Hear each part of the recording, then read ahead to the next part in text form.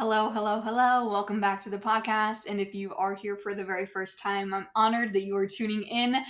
Have you ever had those days where you sit down to record something, whether that's a podcast episode or YouTube or even just typing up like an email? It doesn't have to be something that you're recording, and the ideas are flowing and you are just like grooving and you're just knocking out all of the content, all the trainings, whatever it is that you're doing.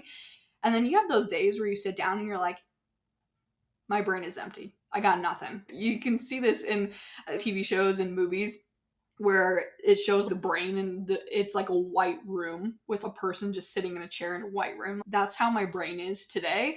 It's just empty. And the words are not flowing and the sentences are not coherent. But I have to get this episode recorded today because it is due today. So I hope that you get something from this episode, is what I'm saying. I took extra notes because I was like, okay, if I don't take notes and I have like a good bullet point of where I'm going, I know that this is going to go off the rocker, tangents all over the place, because I'm already known for tangents, even when I'm recording and the ideas are flowing. So all that being said, today's episode topic is all about being relatable. And I want to give you some context as to where this episode topic came from. So in between my batch days for podcasting, anytime that I record episodes, just for a little bit more context here, I will batch usually anywhere between 2 to 4 podcast episodes at a time. And so it's been a while since I've sat down to batch out content, but in between my batch days, I'll collect ideas.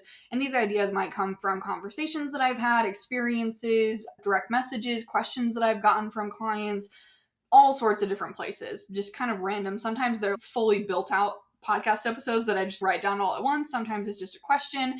And I went to my phone because I was like, okay, I need to come up with a topic for this podcast episode. I'm going to go to my ideas and see what I've collected over the last few weeks. So I go to my phone and I go to my notes and I type in podcast episode ideas, and I'm going through the episode ideas. I'm like, yeah, that's good. I could talk about that, but I'm just not really feeling it. And then I go to the next one. I'm like, it's fine. They go to the next one. And I'm scrolling way down now. And I'm like, oh, I come across this one that just said podcast. It didn't say podcast episode idea. It just said podcast. And it was from September of 2024. I was like, oh, that's a long time ago. I was reading through it. And it was actually the very first sentence that I read of this note that drew me in. And I'll read you what the first sentence is here in just a second. But it drew me in because not only was it so good, and I knew that it was, like, I remember when I wrote this down in the exact scenario of why I wrote this down. I had a flashback moment to September of 2024, but I was like, this is so relatable to me right now and what I'm navigating through my content journey right now. And so I want to share it with you. This first sentence that I read is, what are you holding back on sharing because you're afraid that it's not relatable?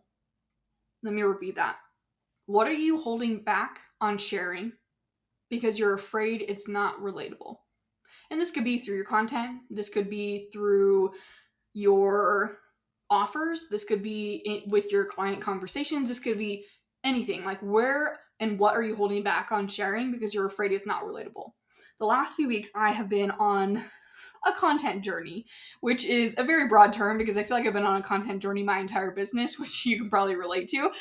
But I would say the last few weeks, I guess, to kind of rephrase that so it's not so broad, it's really been a journey of uncovering parts of myself that I've realized that I've been holding back on for fear that it's not relatable. But the truth that I found as I've been thinking about this over the last few weeks, I'm not here to be relatable. I'm here to be an innovator, a thought-provoker, someone who pushes other people to be their best selves, whatever that might look like. I don't want people to look at me, to see me, to hear me, and say, she's so relatable. I want people to look at me and say, because of her, I'm doing blank different. And because of her, I'm now blank. And because of her, I'm dreaming bigger. It's not, oh, she's so relatable. It's her dreams and her actions are impacting my destiny. Whew, right? That's such a different feel. Relatable versus her dreams and her actions and the way that she's showing up are impacting my destiny. Different. So different, right? So my question to you is, what are you not saying that you should be? What are the stories? What are the experiences that make you who you are that you are holding back on. For me, I'll just give full transparency here. For me, a lot of the things that I hold back on are because I look at other people in my niche and in my industry and I see the stories that they are sharing, and I'm like, those stories are so different than my story. One person in particular, her story is she had a good upbringing and she had parents who provided for her, but there was always just barely enough to pay the bills and everything. They were all just kind of like skimming by. And she went and she graduated college, or she didn't graduate college, she dropped out and she pursued a job that was supposed to be like this really great job, and she never had any money, and I think she started her business with like $4 in her bank account or something like that.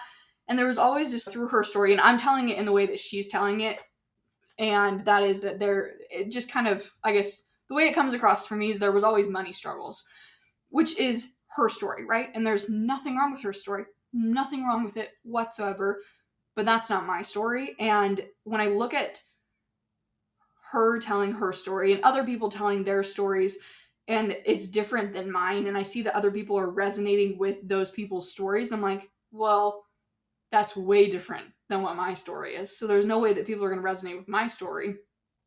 And to, I guess, go a step further on this, my upbringing, I had two entrepreneurial parents. They didn't die. I have two entrepreneurial parents who raised me really well. And there was never a struggle for money. We weren't millionaires by any means, but my parents did pretty well. And they were there for me growing up, and they were there for me at my dance recitals, and they were there for me through all the different phases of life. And there was never a struggle for money. And I had the opportunity my parents gave me the opportunity to go to college and have that fully paid for. And so I had a lot of, I guess, privileges, depending on who you're talking to, but yeah, privileges growing up that some people didn't. And I've been afraid of sharing my upbringing because it might not be relatable to a lot of people, and that's okay. And just because my story isn't what someone else's story is doesn't discredit my story, and it doesn't discredit who I am, and it doesn't discredit my success. Another thing that I have been holding back on is that I'm a solopreneur and also a mom, but my husband is home full time, and it's probably not always going to be that way for forever, and it hasn't been that way for our entire marriage, and even for the entire time that I've been running my business. But in my head, I just have this thing where I'm like, okay, well, if I share that, then it discredits the success that I've built in my business while also being a mom, and that's not the case whatsoever. And so there's just so many things that I haven't shared because my silly brain has made me think that it discredits my success, but that's so not true. And so I want you to think about, what are the things that your brain is telling you, don't share that because it's not relatable, and don't share that because it discredits XYZ things about you. And that's not the case whatsoever. And just such a reminder too that just because your story and your experiences and your challenges and your trials and your successes are different than other people's, it doesn't discredit you and the things that you have to bring to the table and the impact that you are making. And it makes me think about a creator that I came across. I want to say I was within a few months of business, and I came across her TikTok, and it was random because I don't spend a lot of time on TikTok. But I came across her TikTok, and it was a content series that she had been creating. And I don't remember exactly what the hook was, but it was basically something along the lines of what I learned growing up amongst millionaires. And I remember reading that and also consuming her content. It was a talking reel, so she was talking about the lesson. I think it was like lesson 13 or 14 or 15 or something along those lines. So there was a bunch of lessons that she shared in this content series, but she was talking about that specific lesson that she learned from growing up amongst millionaires. And I remember looking at that piece of content, and I think I even dove deeper into her Instagram account as well and seeing some other pieces of content and thinking, wow, that's so not relatable. And it might be relatable to some people, right? But to me, that was not relatable. That was not my case. I didn't grow up amongst millionaires. My parents weren't millionaires. I didn't have anyone around. I'm sure maybe someone was a millionaire, but I can't even think of anyone who was influential in my life growing up that was a millionaire.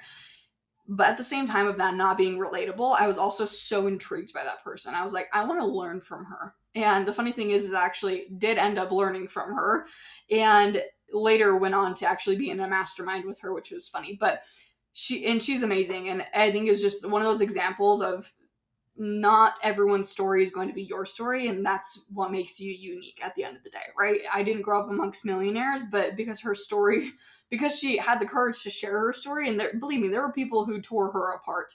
They're like, this is so unrelatable, blah, blah, blah, trying to discredit her success, and now I think she's made millions and millions and millions just within the last few years of her business. She's very, very successful and also a really great person too. Here's the thing, all that being said, what I want you to think about here is even if what you share isn't relatable to most of your audience, that piece of content can still be powerful in creating conversations and helping people to get to know you, and also shifting perspectives, which are all really, really powerful, right? People are going to consume whatever that piece of content is that you think might not be relatable to everyone, and it's going to relate to some people for sure. But when it's not relatable to everyone, the people that don't relate to that, there's still something to be learned there for them, and there's power in that. And I recently discovered through this little content journey, find myself journey in my content journey that I've been going through, is that my only goal as a content creator and as a business owner is just to be really good at being me. My only goal as a content creator and as a business owner is just to be really good at being me. Because at the end of the day, that is my superpower, and that's what I can bring to the table, right? The experiences that I've had, the upbringing that I've had, the challenges, the trials, all these different things that are different than what other people might have experienced, that's what makes me me, right? And that's what makes me stand out, and that's why people choose to invest in me. And so I want you to think about this. Let's take a second to think about this on the flip side of things. So, like, who am I looking at and learning from and hiring? Think about that question for you. Who are you looking at, listening to, learning from? Who are you hiring? Me personally, I can't speak for you, but me personally, I want to learn from people whose realities are my dream. I don't hire people because their income is relatable, or their garden is relatable, or their pregnancy journey is relatable. I hire people because what they've done, built, and shared is aspirational. It's what I want to become. It's what I want to have. It's what I want to do, right? And that's applicable for anything. I don't care what your niche is. I don't care what industry you're in, what offers you're selling. People don't hire you because you are relatable. Now, please take a second with me. Have discernment here, because I'm not saying that there isn't a time and a place for relatable content. It's important for there to be relatable content, and that content does connect with people, but overall, people don't hire you because you're relatable. They see parts of themselves in your journey, which is relatable, but overall, they want a transformation, and that transformation is where you are now, and that's not going to be relatable, right? But that's why people hire you at the end of the day, and that's what you're holding back on, because you're afraid of not being relatable, because you're afraid of sharing your story, because you're afraid of sharing your success, because you're afraid of how you've gotten to where you are today. So my question to you that I want to end with is the question that I posed to you at the very beginning of this episode. What are you holding back on sharing because you're afraid that it's not relatable? And I want you to go out and I want you to share that today. Not tomorrow, not next week. I want you to go and share that today, whether that's on an Instagram story, whether you send out an email, whether you create a feed post, whatever it is. I want you to go out and share that today. That's your homework.